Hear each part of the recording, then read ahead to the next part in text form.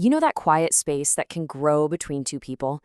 That space that used to be just filled with warmth, and now it's just air. But it's heavy air. It's in that silence, I think, where we find the loudest truths. And today, we're going to listen to one of them. It's funny, isn't it? Sometimes the most powerful stories aren't told with a bunch of words. They're just felt. In the pauses. In all the things that are left unsaid. It's that feeling that just hangs in a room long after a conversation is over. So we're going to dive deep into the song Back to Friends by the artist Sombra. And this is a track that just strips everything away. I mean, forget about verses, forget about a chorus. There's just one word, repeated over and over, holding this entire universe of heartbreak. And that's really the big question here, right? How can a single four-letter word manage to capture the entire story of a relationship, from its warm, beautiful beginning to its silent, awkward end? Well, let's get into it. Okay, so to understand this, we've got to go back to the beginning. Because before all that silence, there was a totally different kind of heat. It was this shared memory, something that felt like warmth, like coming home. If you look up the word heat in the dictionary, you kind of get two different roads to go down. The first one is literal, high temperature, but the second one is all emotional. It's passion, it's ardor. And in the beginning of a connection, those two meanings, they're basically the same thing. So just think about that first meaning of heat. It's the comfort you feel just being in someone's presence, the safety you feel in their arms, that feeling of being completely seen and understood. It's this gentle, life-giving warmth. The kind you see in the faded glow of an old Polaroid picture. And then, of course, there's the other side of that heat. The fever of it. That intoxicating, all-consuming energy of a new love. It's like a shared secret, this private world built for two, that feels like it could just burn on forever. And this is where it all clicks. The word itself never changes. It's always heat. But the feeling behind it completely flips. That warmth, it becomes this suffocating pressure. The passion sours into a totally different kind of fever. And the connection, well, it just dissolves into silence. So that was then. Now let's move into the now of the song.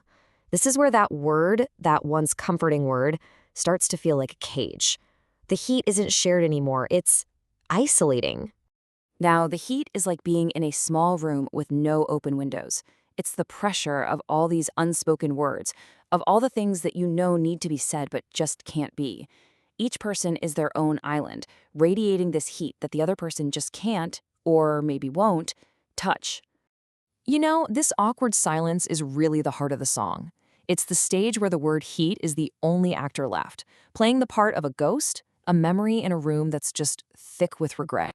And this heat, this is the fever of anxiety, the warmth of being totally lonely. It's a deeply personal, oppressive feeling. We're not talking about the heat from another person's body. This is that frantic, buzzing heat inside your own head when you're lying awake in an unmade bed, completely alone with your thoughts. So you have to wonder, why just repeat the word over and over again? It's not a lack of imagination, not at all. It's a really deliberate choice to show us exactly what it feels like when a memory becomes a prison. The repetition in the song is just like the way our own minds get stuck. It's that mental loop of replaying a moment, a feeling, a person, over and over. That one word, heat, becomes the actual sound of the obsession itself. It's literally all that's left. And then you get this moment where the loop breaks, just for a second. The line up here points right to where the torment is coming from. It's all in the head. It's this brief moment of clarity, just a desperate admission whispered out into the void. And that's really the magic of this whole thing.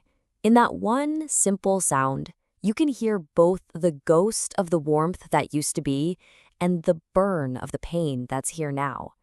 Every single repetition carries the weight of that entire journey.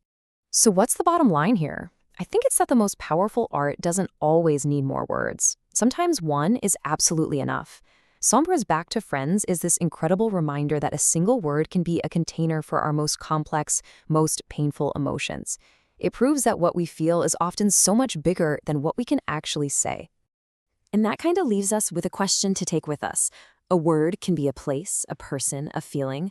It can be a key, or it can be a cage. So, what's the one word that holds an entire story for you?